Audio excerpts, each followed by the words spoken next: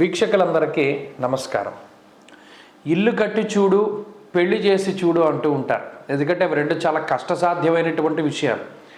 ఇల్లు కట్టేటప్పుడు ప్రతి ఒక్కరు అదే రకరకాలైనటువంటి విభాగాలు, దాంట్లో ఈ మేస్త్రులతోటి లేదా కార్పెంటర్స్ తోటి లేదా ఈ టైల్స్ వేయడం, ఈ స్లాబ్ వేయడం, ఇసుక, కంకర, సిమెంటు, అదే రకరకాలైనటువంటి విభాగాలతోటి మనం మాట్లాడుతూ ఉండాలి. ఆ వ్యక్తులతోటి వాళ్ళతోటి మనం ఇది చేయాలి, ముందుకు వెళ్ళాలి. చాలా కష్టసాధ్యమైన విషయం. పెళ్లి చేసేటప్పుడు కూడా అంతే, రకరకాలైనటువంటి వ్యక్తులు మనకి దొరుకుతూ ఉంటారు. అయితే జీవితంలో ఇల్లు, పెళ్ళి అనేటువంటివి చాలా ముఖ్యమైనటువంటి సందర్భాలు.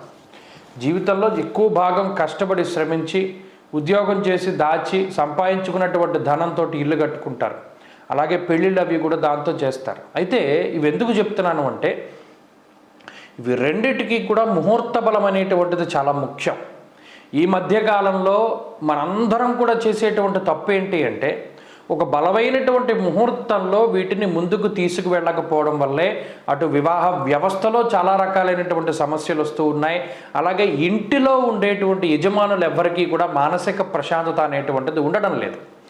ఓ ఇంట్లో మనం ఉన్నాము అంటే ఆ ఇంటికి సంబంధించినటువంటి వాస్తు ప్లాను, మీ వర్గు, మీ పేరుకి ఏ సింహద్వారం సూట్ అయింది అన్నటువంటి దాని దగ్గర నుండి ఆ ఇంటికి సంబంధించినటువంటి ప్లాను, గర్భము, ఆయము, ధనము, రుణము, ఇలా ఏకాదశ వర్గు, షోడశ వర్గు, ఇలా వర్గులు ఉంటాయి. అలాగే ఆ ఇంటికి సంబంధించిన సింహద్వారం దగ్గర నుండి ఇంట్లో ఉండేటువంటి వాస్తు వరకు అది ఒక రకమైనటువంటిది. అయితే ఆ ఇంటికి చేసేటువంటి శంకుస్థాపన, ఆ ఇంటికి చేసేటువంటి గృహప్రవేశ ముహూర్తం, ఇవన్నీ కూడా ప్రభావాన్ని చూపెడుతూ ఉంటాయి. ఇవి చాలా ముఖ్యం.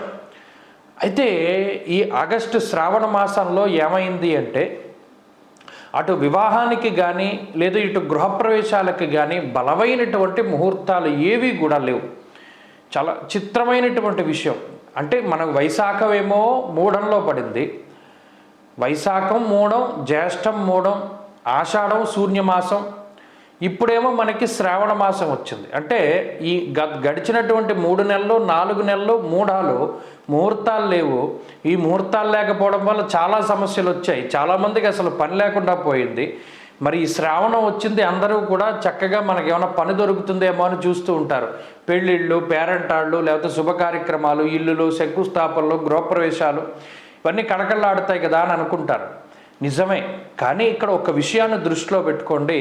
ఈ ఆగస్టు నెలలో అంటే ఈ శ్రావణ మాసంలో గృహప్రవేశం చేయడానికి యోగ్యమైనటువంటి ముహూర్తం అన్నది ఏదీ లేదు.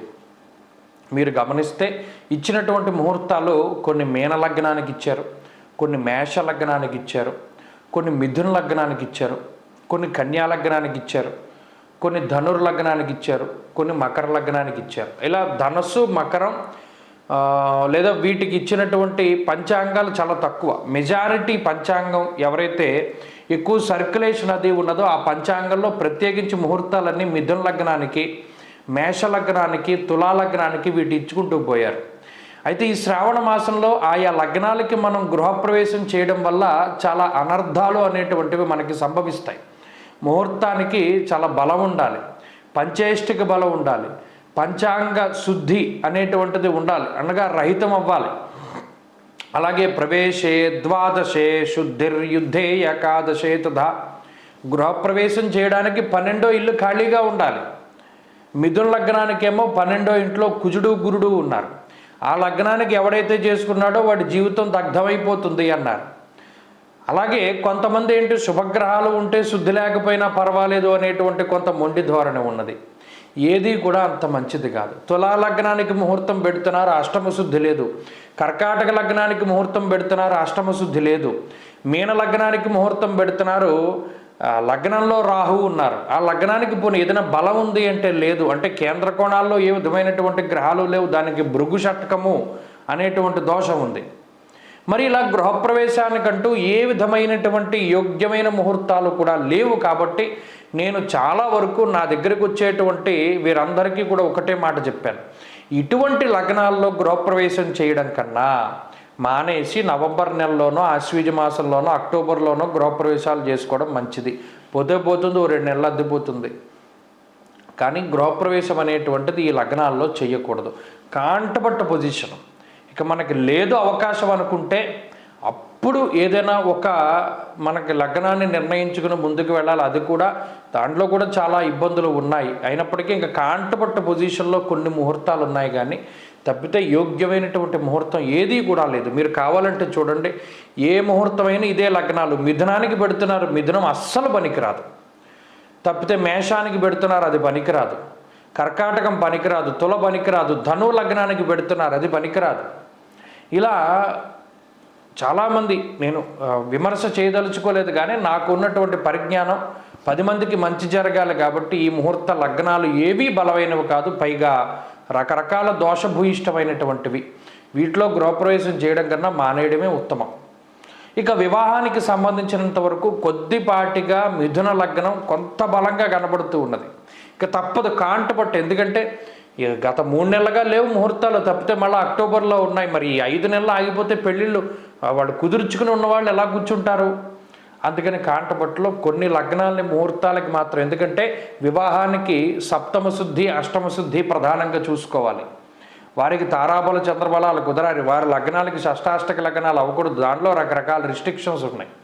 అయితే ఈ మధ్యకాలంలో ఇవి ఎవ్వరూ పట్టించుకోవడం లేదమ్మా. చాలామంది తారాబలం కుదిరితే ముహూర్తం ఆ లగ్నం ఇస్తే పెట్టేస్తున్నారు. వీళ్ళు ఖాళీ ఉంటే అంటే ఆయా రోజుల్లో ఏదైనా ఇక తారాబలం కుదిరితే పెట్టేస్తున్నారు. ఇక మనం దాని గురించి కూడా విమర్శ చేయదలుచుకోలేదు.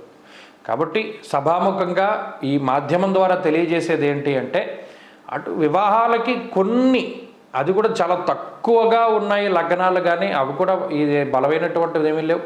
ఇక ముహూర్తాలు ప్రత్యేకించి గృహప్రవేశాలకైతే అస్సలు ఈ మాసం పనికిరాదు. మాసం యోగ్యమైనది, మాసంలో దోషం లేదు, కానీ లగ్నాలు లేవు. అది నేను చెప్పదలుచుకున్నది. కాబట్టి ఈ విషయాన్ని దృష్టిలో పెట్టుకుని మీరందరూ కూడా, మనం చెప్పడం మాత్రమే మన చేతిలో ఉంటుంది, పాటించడం పాటించకపోవడం వారి వారి తలరాతలను బట్టి ఉంటుంది. స్వస్తి.